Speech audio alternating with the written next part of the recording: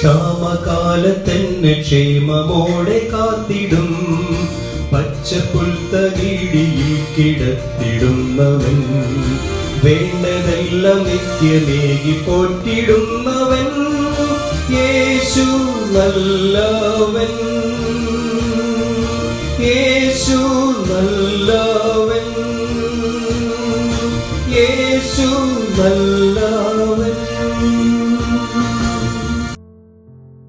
ദൈവനാമത്തിന് മഹത്വമുണ്ടാകട്ടെ. ഇന്നത്തെ പ്രഭാത ധ്യാനത്തിനായി 48-ാം സങ്കീർത്തനം 6-ാം വാക്യം.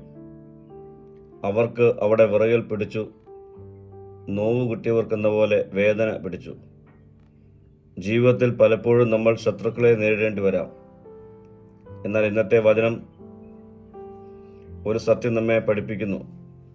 ദൈവത്തിൻ്റെ സാന്നിധ്യം ശത്രുക്കൾ പോലും ഭയപ്പെടും. ശത്രുക്കൾ ആത്മവിശ്വാസത്തോടെ എത്തിയെങ്കിലും ദൈവത്തിൻ്റെ ശക്തി കണ്ടപ്പോൾ അവർ ഭയപ്പെട്ടു. ഒരു പൈതൽ ഇരുട്ടിനെ ഭയപ്പെടാം, എന്നാൽ അവൻ്റെ പിതാവ് അവൻ്റെ അടുത്തുണ്ടെങ്കിൽ അവൻ ധൈര്യമുള്ളവനായിരിക്കും. ഇതുപോലെ നമ്മുടെ ജീവിതത്തിലും പ്രശ്നങ്ങൾ വലുതായി തോന്നാം, ശത്രുക്കൾ ശക്തരായിരിക്കാം. എന്നാൽ ദൈവം നമ്മുടെ കൂടെയുണ്ടെങ്കിൽ നമ്മുടെ ഭയത്തെ അവൻ മാറ്റും. വചനം ഓർമ്മിപ്പിക്കുന്നു, പ്രസവ വേദന പോലെയുള്ള വേദന. ഇത് പെട്ടെന്നുള്ള ഭയവും വേദനയും സൂചിപ്പിക്കുന്നുണ്ട്. തെറ്റായ വഴിയിൽ പണം സമ്പാദിക്കുന്ന ഒരാൾക്ക് പുറമെ വലിയ ജീവിതം ഉണ്ടാകാം, എന്നാൽ അവൻ്റെ ഉള്ളിൽ സമാധാനം ഉണ്ടാവുകയില്ല. ദൈവത്തെ എതിർക്കുന്ന ജീവിതം ഒരിക്കലും സമാധാനം നൽകുകയില്ല. ദൈവം അവന് ഇഷ്ടപ്രകാരം ജീവിക്കുവാനാണ് നമ്മളിലൂടെ ആഗ്രഹിക്കുന്നത്. ദൈവം തന്റെ ജനത്തെ സംരക്ഷിക്കുന്നവനാണ്.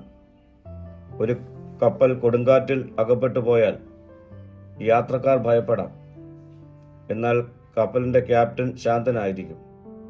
കാരണം കപ്പൽ എങ്ങനെ സുരക്ഷിതമായി എത്തിക്കാമെന്ന് അവനറിയാം.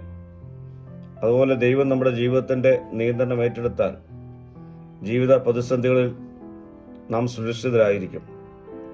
പ്രിയരെ, പ്രശ്നങ്ങളുടെ മധ്യത്തിൽ ദൈവത്തിൽ വിശ്വസിക്കാം. അവൻ നമ്മുടെ കൂടെയുണ്ട്.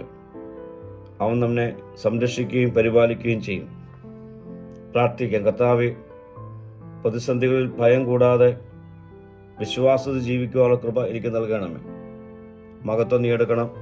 യേശുവിൻ്റെ നാമത്തിൽ തന്നെ. ആമേൻ.